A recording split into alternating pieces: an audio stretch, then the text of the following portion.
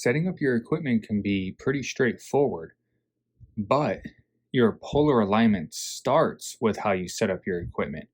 So don't miss this practical tip so you don't have to shift the entire weight of your equipment. And also, don't miss this important safety tip. Hey everyone, it's Tony with Hidden Light Photography. And unfortunately, those clouds just don't want to cooperate. It's been cloudy for the last few weeks, and so far right now, next week looks like we'll have a couple of good imaging nights. So fingers crossed that holds out, and we'll get some footage with the telescope, such as sequence setup and things like that.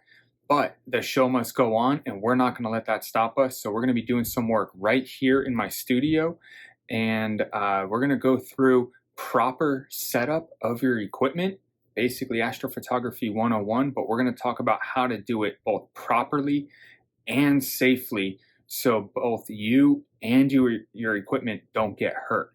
So if you haven't done so yet, hit that subscribe button. I don't want you to miss out on any information. We've covered a lot in this channel so far, and we are nowhere near done. We still got a lot of information to cover.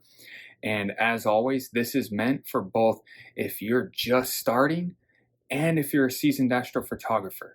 So let's get started and go through Equipment Setup 101.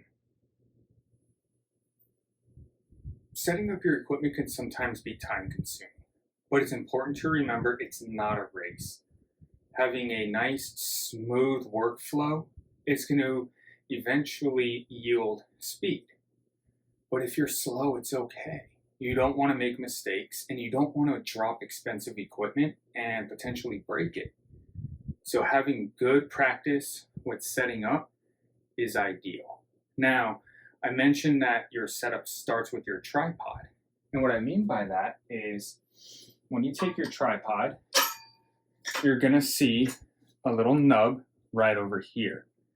Now, what I do is if you draw an imaginary line from the center of this nub to the back leg of the tripod, I will take my phone with a compass and I will center that phone on that line.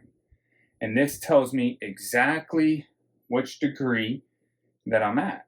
Now, in my particular case, 354 to 353 degrees allows me enough room to perform the next step. Now, what's the next step once your equipment's all set up? Polar alignment. And where this comes into play, this is your azimuth adjustment knob. This goes into your mount. And if you're too far rotated, you can run out of room on adjustment with this. And you don't want that to happen. So you might have to play with that, figure out how your setup behaves. In my particular case, 354 to 353 degrees will give me plenty of room. Now, this is also the point where you would level your tripod. And what I do is I grab the level app on my iPhone, I place it on the deck of my tripod, and if I need to make any adjustments, and it depends on your tripod, if you look right down over here, you'll see locking screws on each leg, and you would just unlock, and your tripod legs will extend or retract. You set it where you need it, and you just lock it back in place.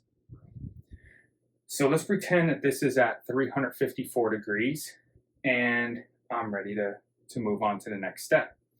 Now, studio's a little bit small, I apologize, so I have everything kind of already set up over here. The next step that you're going to do is take your mount head, and you'll notice a screw down over here. That screw threads into the bottom of your mount head. And what you're going to do is place the mount head on your tripod. You're going to take this screw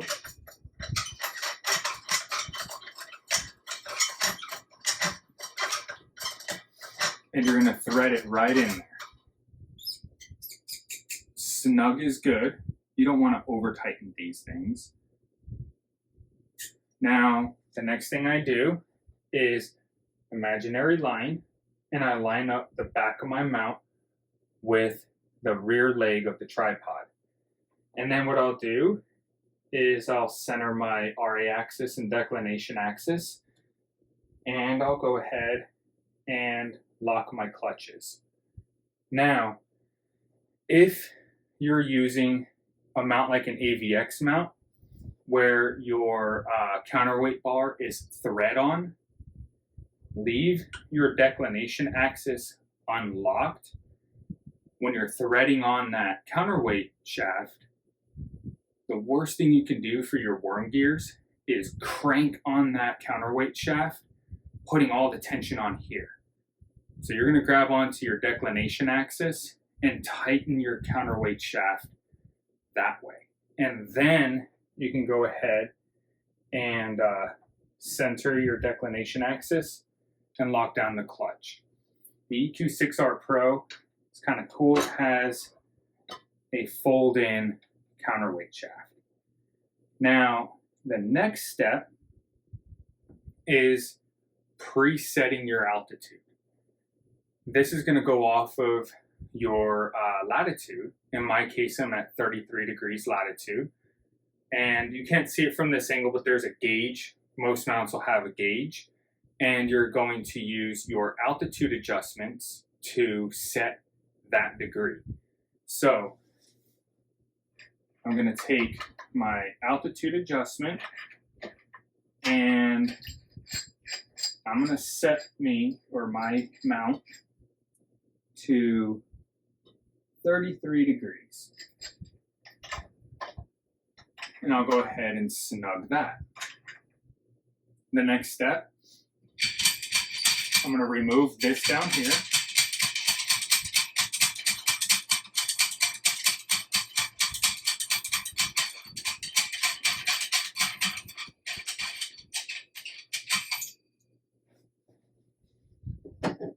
And your tripod leg spreader goes right in there.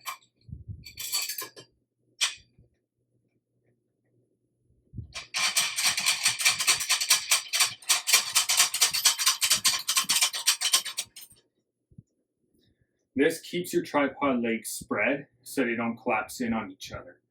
Now again, you don't want to over crank this. On a concrete surface, you might feel your legs kind of slip a little bit. I'll sometimes just kind of jiggle them, get any play out of there, and then just retorque accordingly. Okay. Now, this is safety step number 1.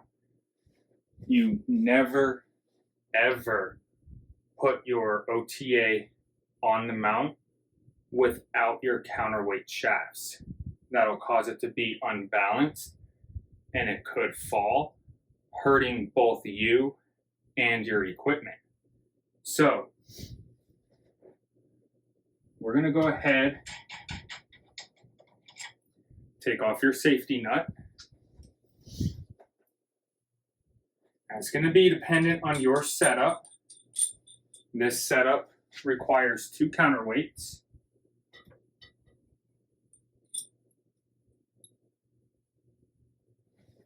So I'm just going to go ahead and install these.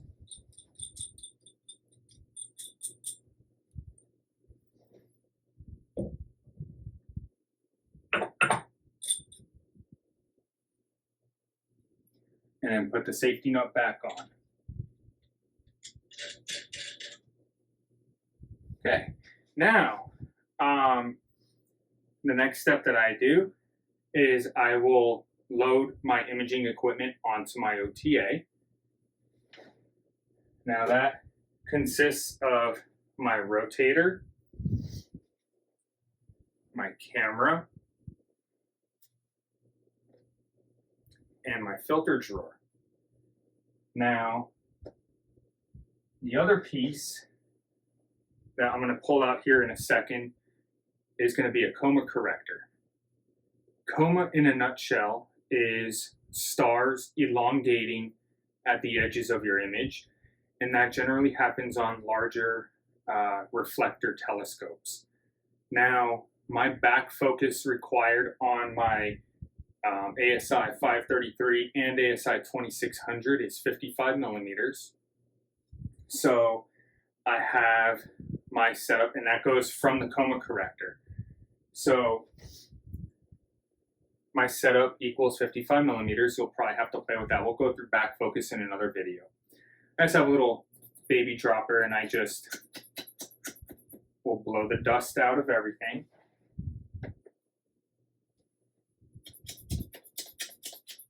We don't want any dust on the sensor or the coma corrector. Now, the first thing I put on is my filter drawer. That's going to go on the rotating surface of my rotator, and it'll just thread on.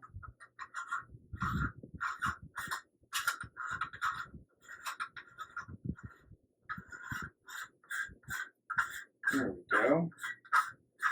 Holding this at a little bit of an awkward angle. Now, the native back focus of the ASI 533 and 2600, and you'll have to check the specs on your camera, but the native back focus between this plate here and the sensor is 17.5 millimeters. Okay.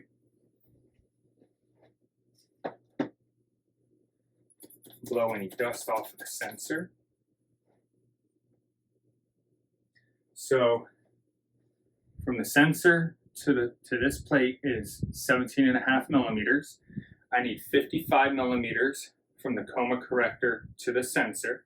So this absorbs 17.5 millimeters of that.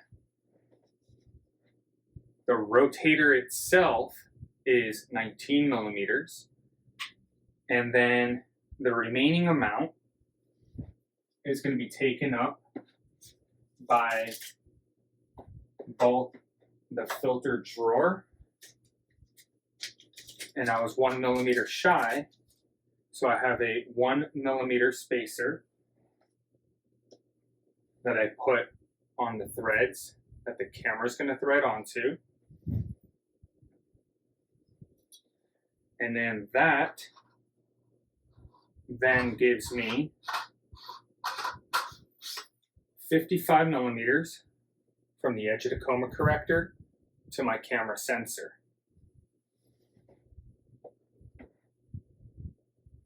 Now I'm going to grab the coma corrector.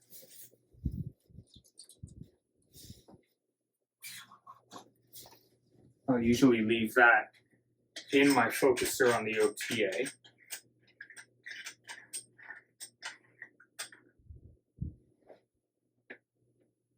Blow any dust off of the coma corrector. Sometimes you'll have to get different adapters. This is a, basically this will convert, I believe it's from M48 to M54, and there's 0 back focus that it takes up. Thread this into our rotator, the non-rotating side.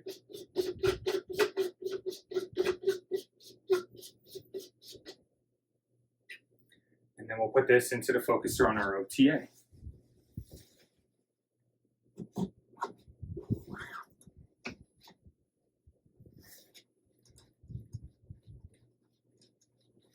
Make sure you snug your focuser, because you don't want anything coming loose during the night.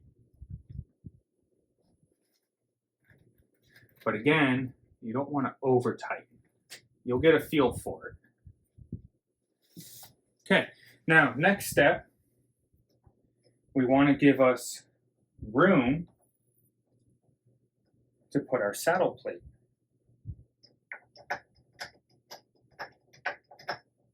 You don't want to go too far out. You want to have enough room so it goes in here without fighting you. Now, you can take our OTA,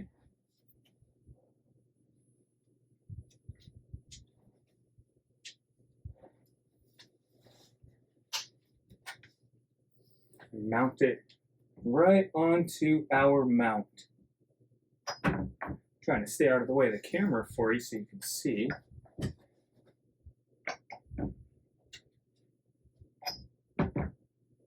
There we go.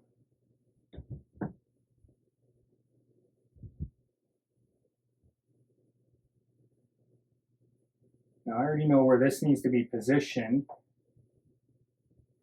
so declination is balanced. And we'll go over balance in another video. Get these snug, not too tight, but again, you don't want your OTA falling off.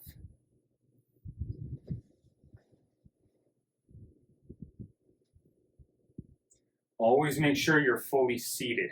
You don't want this to just fall, okay? Now, from here, this is set up. Now we just need to cable it. I use a surge protector, and if I'm remote, then I have a power supply that I strap right on one of my tripod legs. For this example, we're going to use my surge protector.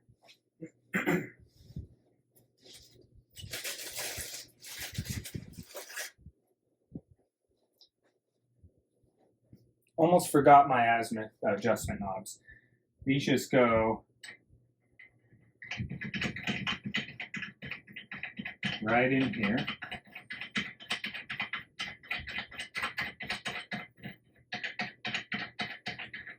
Just go until you feel it touch.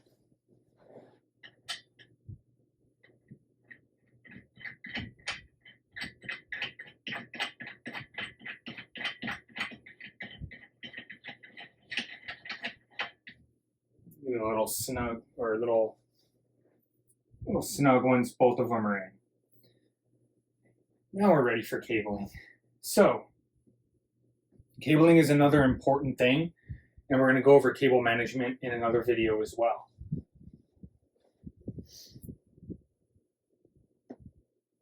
So,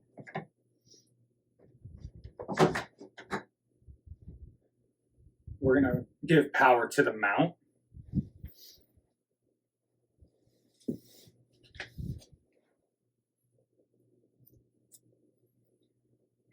Now, one thing I do, I'll actually take this and loop it through my leg spreader.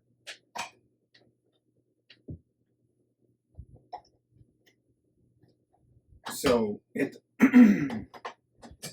doesn't fall. Excuse me, I'm still getting over that flu just clearing out. We'll plug this in.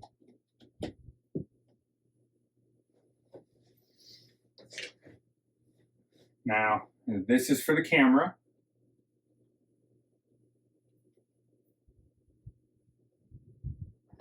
Do the same thing on this.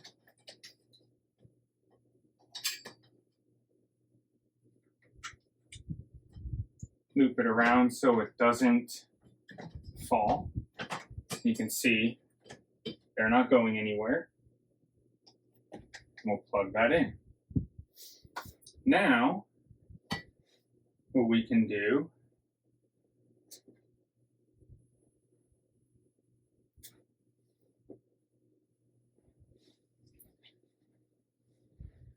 we'll go ahead,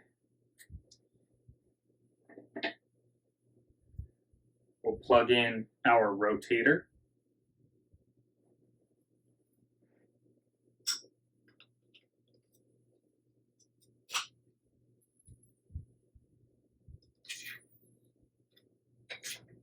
Now, you might notice over here, I already have my focuser plugged in to my USB hub. But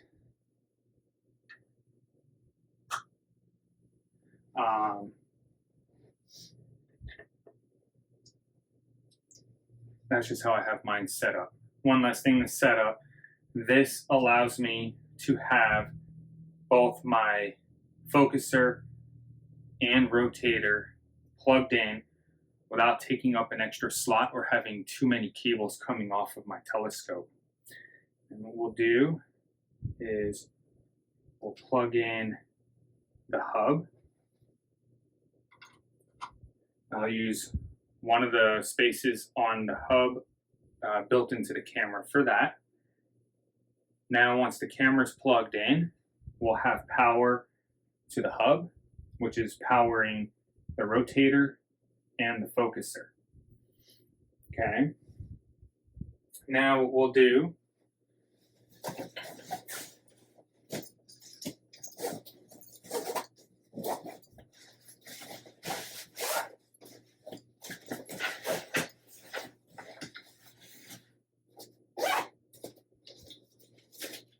and I'll go over how to make this in the cable management video.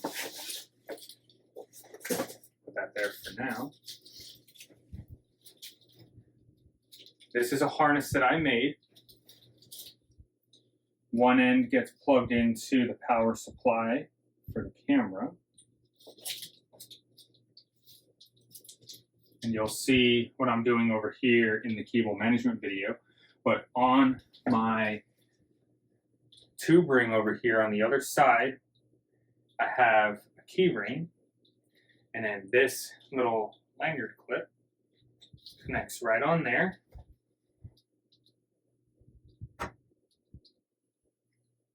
And I'll take, now this is wide because both the camera and the rotator need a power supply.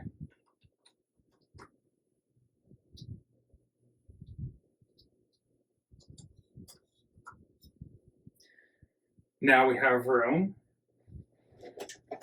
to install our guider. Blow the dust off of that.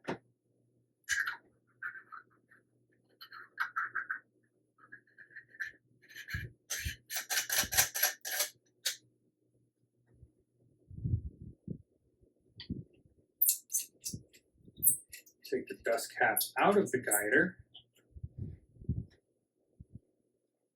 Install the guider in.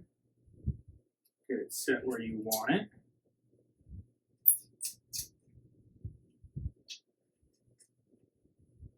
And then you just slide this right in. Now we can plug the guider in. Now there's probably some questions going through your head, and I imagine one of them is going to be, hey Tony, why is your camera upside down? The simple answer is balance. This has to be balanced for proper guiding, proper tracking. This helps it balance. It keeps the majority of the weight at the center line. Okay. Another question I imagine might be going through your mind is, why have the focuser and rotator plugged into the hub, but have your guider plugged into the camera? Good question. Easy answer. And that is my rotator and my focuser run very minimally. My rotator is only going to run once, and that's when it's initially centering with a target and doing its rotation. My focuser, that runs a few times throughout the night. First time is on initial start of the sequence, and then as temperature changes and the HFR increases and it commands a refocus. The hub on my camera is going to be a lot more reliable than this, and also be able to provide more consistent power than what this provides. So in other words, my focuser and my rotator, being that they run minimally, it's not going to overload this, right? However, my guider is constantly running. It's running from start to finish. So I would rather that be able to go through a more capable USB hub, which is the USB hub on the camera itself. Now, having this set up like this, that allows me to have my focuser, my rotator, and my guider all running through one single USB hub into my computer. So we're going to plug this in. Now, what we're going to do is we'll take our USB 3.0 extension. We're going to plug that into there. And then we can take this and plug that straight into the laptop. And that single cable runs my guider, my rotator, my camera, and my focuser with one cable coming off. And it also allows it to operate and allow, you see how this cable swings around, avoiding the back of the mount? That's part of cable management. That's what we're going to go over. It doesn't have to be pretty, it has to be effective. So as you're running, your telescope can go wherever it needs to go and not snag any cables. Okay, so that's going to be one of our next videos, is cable management and how to do that so you have a worry-free night. Okay, now the next piece that we're going to do is going to be hooking up your power supply for the mount itself. Now this, on the EQ6-R Pro, you'll see on your control panel on the side of the mount where this goes. You just plug that in. And then what I'll do is I'll take this, run it around through here. I'll take the adapter. And then what I'll do is I will take this piece, you see where this cable and this loop, and I put it right around that little shaft so it doesn't pull off. And now the slack then allows enough room for the mount to do what the mount wants to do without snagging any cables. Now, let's not forget connecting the actual mount to our computer. And what we're going to do is, if you're running the serial port, you're going to take the serial port end, plug it into the hand control port, and then I take these, I wrap them up into this little clip, and I go over how to install this in my setup video for either Green Swamp Server or EQMOD. And then all you'll do is take the USB port, grab your laptop, and just plug that in. And now we have full control over our telescope with one USB cable controlling all of our imaging equipment and one USB cable controlling our mount. So now we have everything all set up. We have our cables routed where we want them to go without snagging. And now the next step is to balance it and then polar align. So do me a favor, the channel icon that just popped up, hit that channel icon, subscribe. Don't miss out on any valuable information, because coming up next is going to be cable management as well as how to balance this, because remember, proper balance is good tracking and good guiding. Throw a comment in the comment section. What questions do you have? What issues are you facing? Do you want any other content like this? And then check out that next video. Until the next time, clear skies.